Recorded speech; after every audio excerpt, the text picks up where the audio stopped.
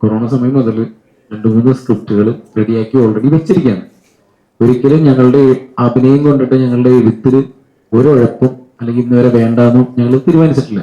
ഇപ്പോഴും ഞങ്ങളുടെ കയ്യിൽ കൃത്യമായിട്ട് പറഞ്ഞാൽ ഒരു 3ഓളം സ്ക്രിപ്റ്റുകൾ ഞങ്ങൾ തീർത്തു വെച്ചിരിക്കുന്നു. പക്ഷെ ആർട്ടിസ്റ്റുകളുടെ പുറകെയാണ്, അവരുടെ ഡേറ്റിന്റെ ഇഷ്യൂ, ഈ പറയുന്ന എല്ലാവരും തിരക്കിലാണ്, വലിയ താരങ്ങളാണ്, അതുകൊണ്ട് മാത്രമാണ് ഡിലേ. ഈ കൊല്ലം എന്തായാലും ഒരു സിനിമ അനൗൺസ് ചെയ്യുമെന്ന് എന്റെ വിഷ്ണുവിന്റെ ബിബിൻ ജോർജ് വിഷ്ണു ഡിവിഷന്റെ തിരക്കഥയിൽ ഒരു സിനിമ ഉണ്ടാവും. ഇല്ല, സംവിധാനത്തിലില്ല. മുടിയൊക്കെ ഇപ്പൊ വന്നേ ഉള്ളൂ തിരിച്ച്. അതുകൊണ്ട് ഇപ്പൊ തൽക്കാലം സംവിധാനത്തിലേക്ക് ഞാനില്ല. നീ ഉണ്ടോ?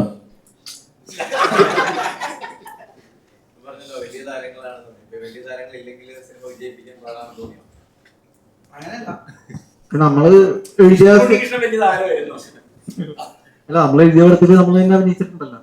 അതങ്ങനെയല്ല ഇപ്പൊ എഴുതിയേക്കുന്ന സ്ക്രിപ്റ്റ്. പക്ഷെ എന്നാ നമുക്ക് തന്നെ ചെയ്യാന്ന് പറയുന്ന പോലത്തെ പരിപാടി അല്ല അത്. കഥയും ആ കഥാപാത്രവും ഡിമാൻഡ് ചെയ്യുന്ന ആൾക്കാർ തന്നെ വരണം എന്ന് നമ്മൾ ആഗ്രഹിക്കുന്നതുകൊണ്ടാണ് വൈകുന്നത്. അതിന്റെ പ്രൊഡ്യൂസർ നോബിളേട്ടൻ മരിച്ചുപോയത് കൊണ്ട് അതിങ്ങനെ ഒരു അനിശ്ചിതത്വത്തിലാണ്. നല്ല സിനിമയായിരുന്നു, പക്ഷെ എന്തൊക്കെയോ അതിന്റെ ഇഷ്യൂസ് തീർക്കാനുണ്ട്. നല്ല പടമായിരുന്നു. നിങ്ങൾ വേറൊരു കാര്യമുണ്ട് കേട്ടോ, നമ്മള് മലയാള സിനിമയിൽ നിങ്ങളെ ഉറപ്പായിട്ടും ചോദിക്കേണ്ട ഒരാളാണ് ആരതി മേഡം.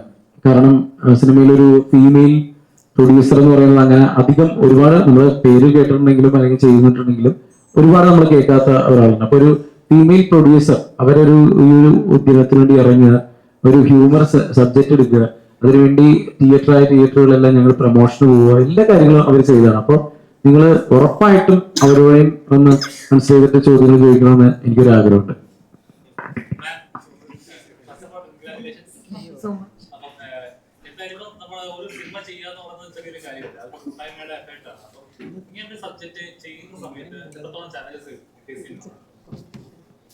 ആക്ച്വലി ഇത് ഫസ്റ്റ് ഞാൻ ഈ ഒരു സബ്ജക്റ്റ് കേൾക്കുമ്പോൾ ഏകദേശം ഇപ്പോഴൊന്നും അല്ല, കുറേ പുറകോട്ട് പോകണം. അപ്പൊ അന്ന് ഒരു ജസ്റ്റ് കണ്ടന്റ് മാത്രം കേട്ടു. അതിനകത്തൊരു അന്നേ എനിക്ക് തോന്നിയിട്ടുണ്ട്, ഓക്കെ അന്ന് ഇത് ഇത്രയും നമ്മൾ ഈ പറയുന്നതിനകത്തൊരു കോൺട്രവേഴ്ഷ്യൽ എലമെന്റ് ഒന്നും അത്രയും ഇതായിട്ടില്ല, റെലവൻസ് ആയിട്ട് നമുക്ക് തോന്നിയിട്ടില്ല. ഓക്കെ, അത് പിന്നീടാണ് അത് കൂടുതലായിട്ട് വന്നത്. പക്ഷെ എങ്കിൽ പോലും അങ്ങനെ ചിന്തിച്ചല്ലോ, അത് നല്ലൊരു പോയിന്റ് ആണല്ലോ, എന്തുകൊണ്ടാണ് ആരും ഇതുവരെ ഇങ്ങനൊരു സിനിമ ചെയ്തില്ല, ഇതൊക്കെ ചൂണ്ടിക്കാട്ടി ആരും ഇങ്ങനൊരു സിനിമ ചെയ്തില്ല എന്ന് ചിന്തിച്ചിട്ടുണ്ട്. അതിനുശേഷം ഞാൻ ഒരിക്കലും കരുതിയില്ല അതിന്റെ പ്രൊഡ്യൂസറായി ഞാൻ തന്നെ വരുമെന്ന്. ഒരു സുഹൃത്ത് കഥ പറയുന്ന പോലെ ഒരു bunch of directors bunch of writers ഇങ്ങനെ ഇരുന്നവര് ഇതിനെപ്പറ്റി ഡിസ്കഷൻ ചെയ്യുന്നു. ഞാൻ അതിലേക്ക് ഇൻവോൾവ്മെന്റ് ആയതാണ്. അപ്പോ ഈ കോൺസെപ്റ്റ് പറഞ്ഞപ്പോൾ തന്നെ എനിക്ക് ക്ലിക്കായി. അപ്പോഴും ഞാൻ ചിന്തിച്ചില്ല, ഓക്കെ അത് ചെയ്യട്ടെ എന്ന് വിചാരിച്ചു. പക്ഷെ ഇത് കറങ്ങി അത് എൻ്റെ തലയിൽ തന്നെ വരുമെന്ന് ഞാൻ കരുതിയില്ല. വന്നപ്പോൾ actually Vishnu and Bibin George എന്നുള്ളൊരു കോമ്പിനേഷൻ എനിക്ക് ഭയങ്കര ഇഷ്ടമാണ്. അത് ഇങ്ങനൊരു കോമഡി, നേരത്തെ പറഞ്ഞ പോലെ കോമഡി ഒരു സബ്ജക്റ്റ് അവർ ചെയ്തിട്ടില്ല, സീരിയസ് സബ്ജക്റ്റ് ചെയ്ത് നമ്മൾ കണ്ടിട്ടുണ്ട്. എന്നല്ലാതെ സെപ്പറേറ്റ് ആയിട്ടാണ് അവർ ഒരു നല്ല നല്ല പ്രൊജക്ട്സ് ചെയ്തിട്ടുള്ളത്. ഈ ഒരു കഥയ്ക്ക് ഒരുപാട് ആർട്ടിസ്റ്റിനെ, ഞാൻ സത്യമായിട്ടും പറയാണ്, ഒരുപാട് ആർട്ടിസ്റ്റിനെ ഞാനും ചോദിച്ചു, ഇവർ വേണോ അവർ വേണോ അങ്ങനെയൊക്കെ നമ്മൾ ചോദിക്കുമല്ലോ ഡെഫിനറ്റ്ലി. പക്ഷേ ഡയറക്ടേഴ്സിന് 2 പേർക്കും ഈ ചോയ്സ് മാറ്റാൻ ഒരു താല്പര്യം ഉണ്ടായിരുന്നില്ല. അവർക്ക് അത് ഫിക്സ്ഡ് ആയിരുന്നു. അവരുടെ മൈൻഡിൽ വിഷ്ണു ബിബിൻ അല്ലാതെ ഈ ഒരു ക്യാരക്ടർ ചെയ്യാൻ ആരും ആപ്റ്റ് അല്ല എന്നവർ വ്യക്തമായിട്ട് പറഞ്ഞൊരു കാര്യമാണ്.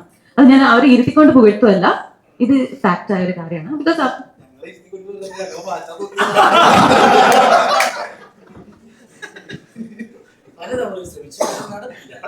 അങ്ങനല്ല, നമുക്ക് തോന്നുമല്ലോ ആസ് എ പ്രൊഡ്യൂസർ. ഞാൻ പല എലമെന്റ്സും കാര്യങ്ങളും എല്ലാം വിചാരിച്ച് ഞാൻ ചോദിച്ചിട്ടുണ്ട്, ഞാൻ ഫ്രാങ്ക് ആയിട്ട് പറയാണ്. പക്ഷേ അവർ ആ കഥാപാത്രത്തിൽ എത്രത്തോളം ഡെപ്ത് ആയിട്ട് അനലൈസ് ചെയ്ത് ഈ ഓരോ ക്യാരക്ടറിന് അത്രയും വാല്യൂ കൊടുത്തിട്ട്, ഇല്ല എന്റെ ജിൻഡോ ഇതാണ്, അല്ലെങ്കിൽ എന്റെ അന്ന് അജേഷും വിജേഷും എന്നായിരുന്നു, നമ്മൾ പിന്നെ ചേഞ്ച് ചെയ്ത പേര്. അതെനിക്ക് ഇപ്പോഴും ആ പേര് ഓർമ്മയുണ്ട്, because I was involve very much. അതുകൊണ്ടാണ്. അപ്പോൾ ജിൻഡോ ജിജോ ഇവർ തന്നെയാണ് എന്നവർ വ്യക്തമായിട്ട് പറയുകയും പിന്നെ അതിൽ ഓരോരോ എലമെന്റ്സ് ആഡ് ചെയ്ത് വന്നു. പിന്നെ മാത്രമല്ല നമ്മുടെ ഡയറക്ടേഴ്സിനോടൊപ്പം തന്നെ ആക്ടേഴ്സായ വിഷ്ണു ആൻഡ് ബിബിനും അവരും ഈ കഥയിൽ ഒരുപാട് ഇൻവോൾവ് ചെയ്തിട്ടുണ്ട്. ജസ്റ്റ് മാറി നിന്ന് ഓക്കെ കഥ പറ, ഞാൻ പിന്നെ വന്ന് ഷൂട്ട് ചെയ്യാം, അങ്ങനത്തെ ഒരു ഇതല്ലായിരുന്നു. അതാണ് മെയിൻലി ഇതിലേക്ക് എനിക്ക് വരാൻ തന്നെ ഒരു ഇൻട്രസ്റ്റ് തോന്നിയത്. അവരുടെ ഇൻവോൾവ്മെന്റ് 100% ഉണ്ട്. പിന്നെ ആർട്ടിസ്റ്റായ ലാലു ചേട്ടൻ, അശ്വൻ ചേട്ടൻ, പിന്നെ അലൻസിയർ, ഒരുപാട് ആർട്ടിസ്റ്റ് ഉള്ള ഒരു ഫിലിം. ഒരു നിഷാന്ത് സാഗർ, സജിൻ, ധർമ്മജൻ ചേട്ടൻ, ബാലാജി. ആരെങ്കിലും മിസ് ചെയ്തോ? ഇല്ല. ഓക്കെ. അപ്പോൾ ഇത്രയും ഒരു ആർട്ടിസ്റ്റ് ഉള്ള ഒരു പടം ചെയ്യാനായിട്ട് എനിക്ക് ഭാഗ്യം കിട്ടിയതിൽ ഞാൻ ഫസ്റ്റ് ഓഫ് ഓൾ ഭയങ്കര ഗ്രേറ്റ്ഫുൾ ആണ്. Because it's my first venture. പിന്നെ അതിനോടൊപ്പം തന്നെ എനിക്ക് കൂടെ പ്രൊഡക്ഷനിൽ എൻ്റെ കൂടെ വന്നിട്ട് ശശിയേട്ടൻ ആയിക്കോട്ടെ, നമിത് ആയിക്കോട്ടെ, സ്വാസ് മൂവീസ് ആയിക്കോട്ടെ, അവരെല്ലാം എൻ്റെ കൂടെ അതുപോലെ തന്നെ സപ്പോർട്ട് ചെയ്തിട്ടുണ്ട്. ലേഡി പ്രൊഡ്യൂസർ ആണ് എന്ന് പറഞ്ഞാലും എൻ്റെ ഒരു പ്രൊഡക്ഷൻ ഡിപ്പാർട്ട്മെന്റിൽ എനിക്ക് ഉള്ളതെല്ലാം മെയിലാണ്. അവരുടെ സപ്പോർട്ട് എനിക്ക് നല്ലോണം ഉണ്ട്. അത് ഞാൻ എടുത്ത് പറയാതിരുന്നു കഴിഞ്ഞാൽ ഓക്കെ, ഞാൻ ലേഡി പ്രൊഡ്യൂസറാണ്, ഞാൻ ഇവിടെ വന്നു, ഞാൻ ഭയങ്കര സ്ട്രഗിൾ ചെയ്തു, ഇങ്ങനെ ഒന്നും പറയാൻ എനിക്ക് ഒട്ടും താല്പര്യമില്ല. ബിക്കോസ് ഈ ഇൻഡസ്ട്രി എന്നെ നല്ല രീതിക്ക് വെൽക്കം ചെയ്തിരിക്കുന്നത്. എനിക്ക് ഇതുവരെ ഇൻഡസ്ട്രിയിൽ നിന്ന് ഒരു ഇഷ്യൂസ് ഉണ്ടായിട്ടില്ല. അതിപ്പം അസോസിയേഷൻ ആയിക്കോട്ടെ, ഫെക്ക ആയിക്കോട്ടെ, അവിടെ നിന്നെല്ലാം എനിക്ക് നല്ല സപ്പോർട്ടാണ് ഇതുവരെയും കിട്ടിയിട്ടുള്ളത്. എന്തെങ്കിലും ഉണ്ടെങ്കിൽ ഭാവിയിൽ അറിയിക്കും.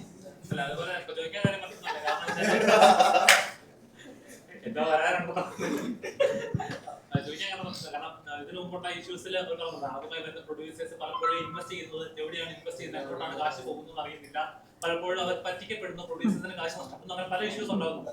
അതുകൊണ്ടാണ് ആദ്യമായി ചെയ്യുന്ന വെഞ്ചറിൽ എവിടെയൊക്കെയാണ് അങ്ങനെയൊക്കെയാണെന്നുള്ളത്. ഈ ഒരു ബിസിനസ് മാത്രമല്ല, ഏതൊരു ബിസിനസ് നമ്മൾ ആദ്യമായിട്ട് ചെയ്യുമ്പോൾ നമ്മൾ പല സ്ഥലങ്ങളും പല ഏരിയാസും നമ്മൾ പഠിച്ചു വരുന്ന സമയത്ത് അബദ്ധങ്ങൾ പറ്റും. ചിലത് നമ്മളിപ്പം നെക്സ്റ്റ് ഒരു പ്രൊഡക്ഷൻ ആകുമ്പോൾ എനിക്കറിയാം ആദ്യം എന്താ ചെയ്യേണ്ടത്, സെക്കൻഡ് സ്റ്റെപ്പ് എന്താണ്, തേർഡ് സ്റ്റെപ്പ് എന്താണ്. അത് ഗ്രാജുവലി വരുന്ന ഒരു പ്രോസസ്സ്. അതിൽ നമ്മൾ പറ്റിക്കപ്പെടുകയല്ല. നമ്മുടെ ലേണിംഗ് പ്രോസസ്സിൽ നമുക്ക് അബദ്ധങ്ങൾ പറ്റും. അബദ്ധങ്ങൾ പറ്റിയാലേ അല്ലെങ്കിൽ വീണാലേ പഠിക്കുള്ളൂ. സോ നെക്സ്റ്റ് ഒരു പ്രൊജക്റ്റ് ആകുമ്പോൾ എനിക്കറിയാം കാര്യങ്ങൾ. എന്നോട് ഒരാൾ പറയുമ്പം ഞാൻ പറയാം എന്ന് പറയാം, എനിക്ക് പറയാനുള്ള അവർ ഇതുണ്ട്. മറ്റേത് അതെയോ ചേട്ടാ അങ്ങനെയാണോ എന്നേ എനിക്ക് ചോദിക്കാൻ പറ്റുള്ളൂ. Because I don't know that area. ഇപ്പോൾ എന്ന് വെച്ച് കഴിഞ്ഞാൽ നെക്സ്റ്റ് പ്രൊഡക്ഷൻ എന്തായാലും ഉടനെ തന്നെ സൂൺ ആഫ്റ്റർ ദിസ് നമ്മൾ അത് അനൗൺസ് ചെയ്യുന്നതായിരിക്കും. അപ്പോൾ അത് എനിക്ക് ഇത്രയും ഡിഫിക്കൽട്ടി ഉണ്ടാവത്തില്ല. ഡിഫിക്കൽട്ടി ഉണ്ടെന്നല്ല ഞാൻ പറയുന്നത്, പക്ഷേ it will be very easy for me. അത്രേ ഉള്ളൂ. കറന്റ് സിറ്റുവേഷനിലുള്ള കുറേയധികം സിനിമകൾക്ക് ഒത്തിരിയധികം വിവാദങ്ങൾ സെൻസറുമായിട്ട് ബന്ധപ്പെട്ട് വരുന്നു. ഈ കണ്ടന്റും ഇത് തന്നെയാണ്. അപ്പൊ ഇതിനും ഈ പറഞ്ഞ പോലെ പ്രശ്നങ്ങൾ സംഭവിക്കുമെന്നുള്ള പേടിയുണ്ടായിരുന്നു. ശരിക്കും ഞാനൊരു കാര്യം പറയട്ടെ, എനിക്ക് ആ കണ്ടന്റ് ഇപ്പൊ പറഞ്ഞ ഒരു മൂവി ഞാൻ പേരെടുത്ത് പറയാൻ ആഗ്രഹിക്കുന്നില്ല. അതെന്തിനായിരുന്നു എന്ന് എനിക്കിപ്പോഴും മനസ്സിലായിട്ടില്ല. അത് ഇത് ഞാൻ പറയുന്നത് ശരിയാണോ തെറ്റാണെന്ന് പോലെ അറിയില്ല. ഇപ്പം സിനിമ വളരെ നന്നായി ഞങ്ങളുടെ ഒപ്പം ഇറങ്ങുന്ന സിനിമകളിലൊന്നാണ്. അപ്പൊ അത് വളരെ നന്നായിട്ട് ഓടട്ടെ. All the best for the team.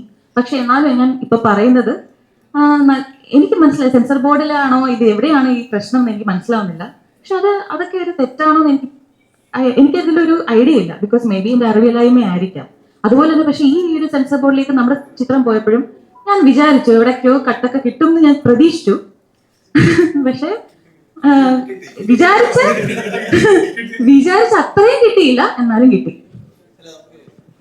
പടം കണ്ടവർക്കറിയാം, 3-4 സ്ഥലത്ത് മ്യൂട്ട് ചെയ്യിപ്പിച്ചിട്ടുണ്ട് ഡയലോഗ്.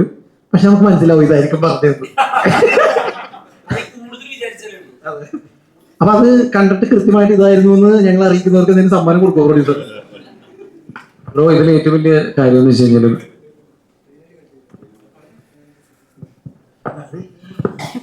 പടത്തിലെ ടൈലൻഡിൽ ഒരു സീൻ വരുന്നുണ്ടായിരുന്നു. അത് ടൈറ്റിലിന് ഡയറക്ടർ കാർഡും പ്രൊഡ്യൂസർ കാർഡും കഴിഞ്ഞിട്ട് വരുന്ന ഒരു സീക്വൻസ്. അത് ആക്ച്വലി അങ്ങനെ ആയിരുന്നില്ല. അത് കുറച്ച് കട്ടും മുറിയിലൊക്കെ ഉണ്ടായിട്ട് അങ്ങനെ ആയി പോയതാണ്. അല്ല, അത് നാട്ടുകാരെ കാണിക്കരുതെന്ന് പറഞ്ഞിട്ടുള്ള കട്ട് ചെയ്യിപ്പിച്ചത്. അപ്പൊ പ്രസ് മീറ്റ് വിളിച്ച് അത് വിളിച്ചു പറയോ.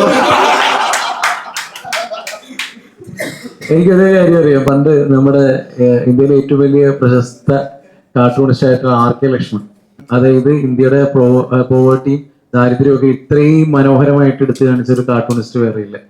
അദ്ദേഹം RK ലക്ഷ്മൺ എഴുതുന്ന എല്ലാ സാധനവും സർക്കാസമായിട്ടും ആ ഒരു തമാശ രൂപേണ എടുത്തിരുന്ന ഒരു നാടാണ് നമ്മുടെ. അന്ന് ഏറ്റവും കൂടുതൽ അദ്ദേഹം വിമർശിച്ചിരുന്നത് നമ്മുടെ പ്രധാനമന്ത്രി ജവഹർലാൽ നെഹ്റുവിനെയായിരുന്നു. ഏറ്റവും കൂടുതൽ അത്. അപ്പോൾ അദ്ദേഹം ഒരു സമയത്ത് അദ്ദേഹത്തെ വിമർശിക്കാതിരുന്നപ്പോൾ ജവഹർലാൽ നെഹ്റു നേരിട്ട് വിളിച്ച് ചോദിച്ചിട്ടുണ്ട്, എന്താണ് ഇപ്പൊ എനിക്ക് എന്റെ പ്രശ്നങ്ങളൊന്നും മനസ്സിലാവുന്നില്ല, നിങ്ങൾ എന്താ എന്നെ ഒന്നും കളിയാക്കുന്നില്ലേ, അല്ലെങ്കിൽ കാട്ടും വരക്കുന്നില്ലേ എന്ന് ചോദിച്ച ഒരു നാടാണ് നമ്മുടെ. ആ നാട്ടിൽ നിന്നുകൊണ്ടാണ് നമ്മൾ ഇപ്പൊ ഇതിനെ പറ്റി സംസാരിക്കുന്നത്. Thank you.